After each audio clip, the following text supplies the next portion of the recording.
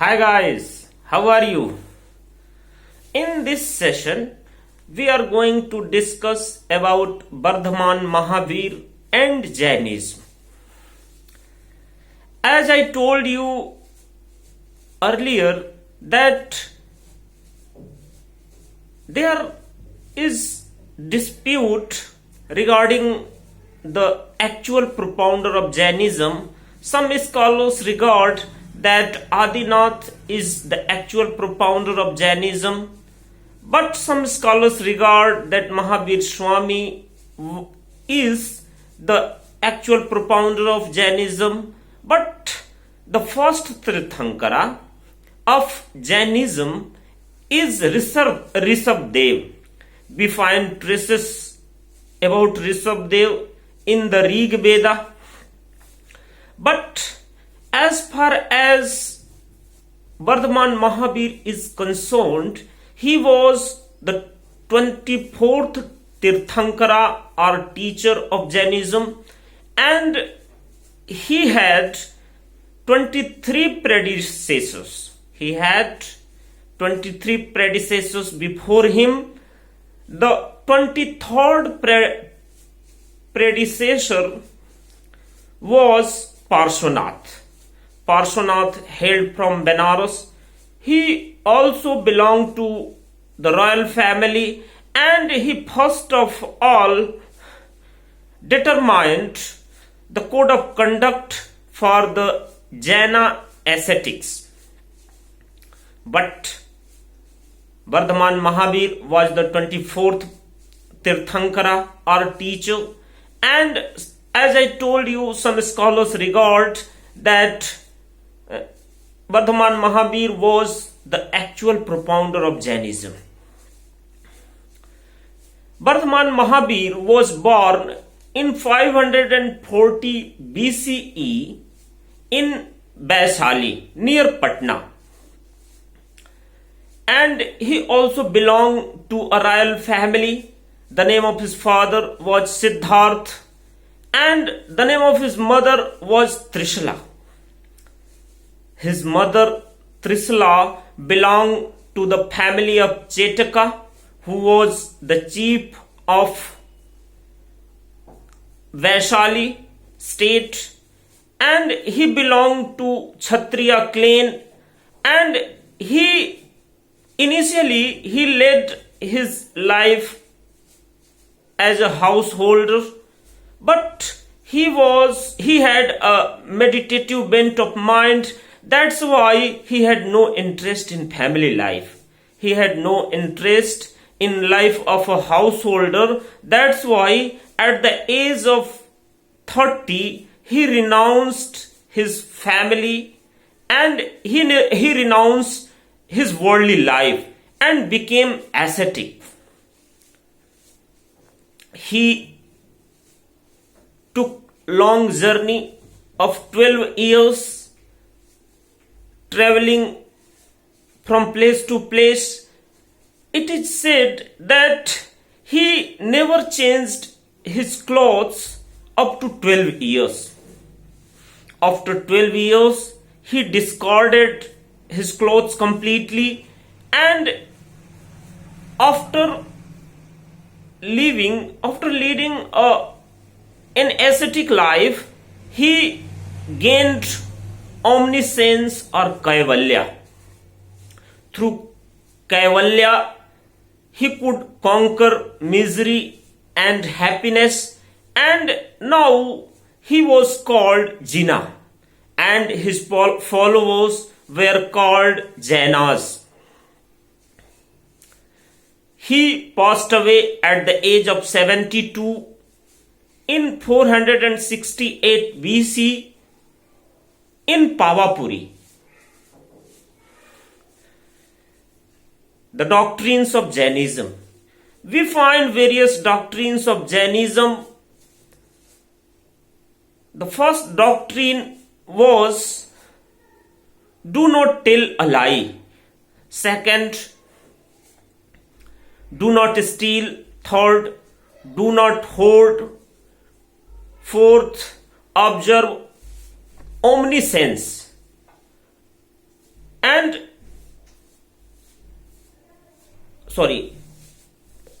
observe continence or celibacy. These are doctrines of Jainism, but the most important doctrine of Jainism was the theory of non-violence. The Jainas focused so much on non-violence, sometimes it got absurd in regarding the practice of non-violence, and some followers of Jainism who were also kings ordered the execution of those people who were involved in violence, who were involved in violent activities. And Parshvanath assigned that the followers of Jainism should cover their upper and lower portions of their body, but Mahavir Swami asked their followers to discard their clothes completely. According to Jainism, gods had existence, but they were subordinate to Jina. Moreover, we also find the theory of Triratna in Jainism.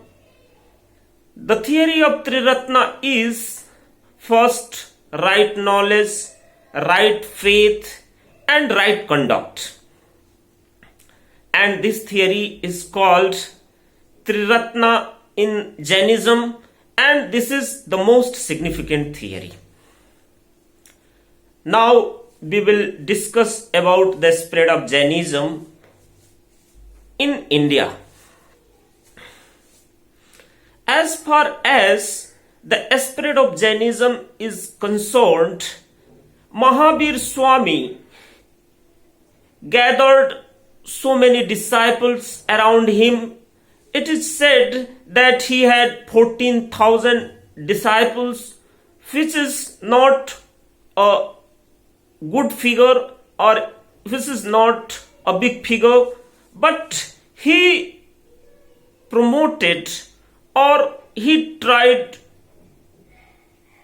a lot to spread Jainism in this country, and he went here and there to preach his doctrines, and his followers also went here and there from place to place to preach the doctrines of Mahavir Swami. Jainism spread to South India too. According to a tradition, the spread of Jainism into South India is attributed to Chandragupta Maurya, a Mauryan king.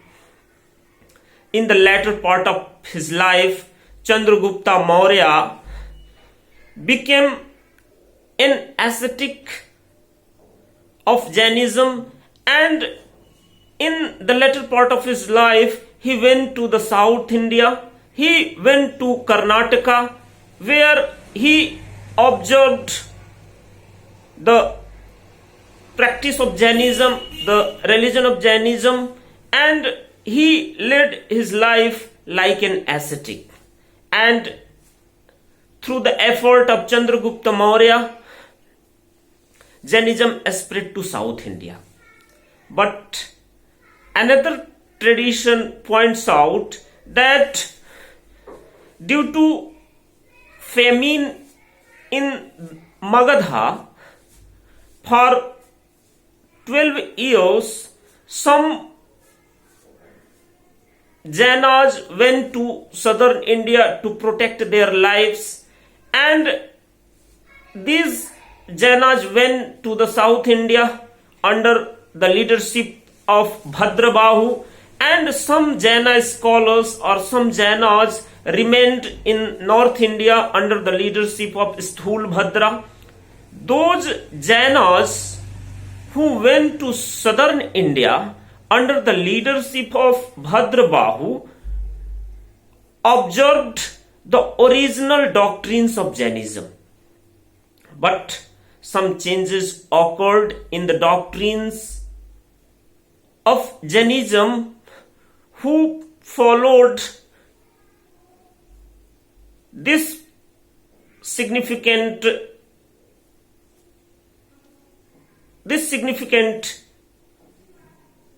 Jainism,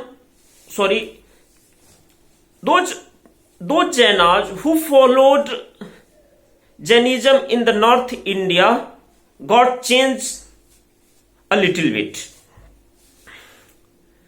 But when the Jaina saints which were in South India came to North India, found that there were changes in the doctrines of Jainism and there were conflicts between the southerns and the northerns, and to sort out the conflicts between the two, a council was held in Patliputra, but the Jaina saints under the leadership of Bhadrabahu didn't participate in the council. They boycotted the council, and that's why these saints were called Digambaras. But the saints under Sthulbhadra were called Shwetambaras. Digambaras were the naked saints, and Shwetambaras donned white garments. That's why they were called Shwetambaras.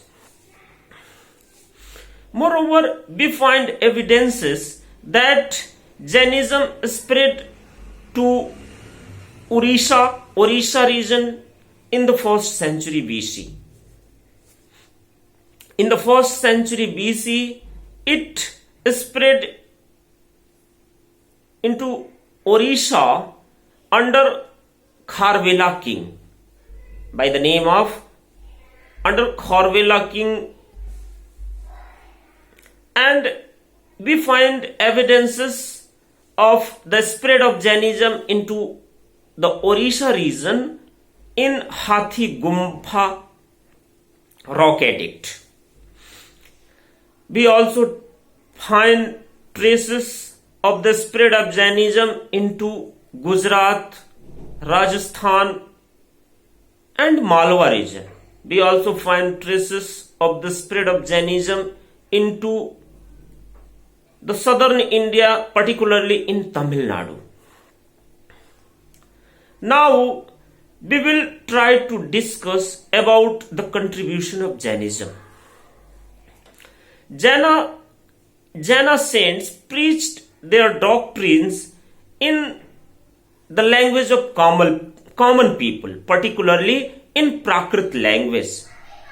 Prakrit was the language of the common people, while Sanskrit was the language of intellectuals. That's why Jaina saints promoted Prakrit language. Prakrit language was the base for the origin of various other languages. Saurseni language originated out of Prakrit language, and from Saurseni language originated Marathi language. Many books were written in Prakrit language by Jaina saints. Many dramas, Puranas and epics were written in Jaina religion, and these activities promoted a sort of literature in Jainism. We also find traces that Jaina religion contributed to the development of art and architecture in ancient India. Initially, Jainas were not the worshippers of idol. They were not idol worshippers, but after some time, in the latter part, in the latter centuries, they became the idol worshippers. They became the idol worshippers of 24 Tirthankaras, and we find evidences of various idols of Mahavir, Swami and other Tirthankaras in Jainism. That's why we can say Jainism contributed a lot in the development of art and architecture in the ancient India. Thank you so much. Bye.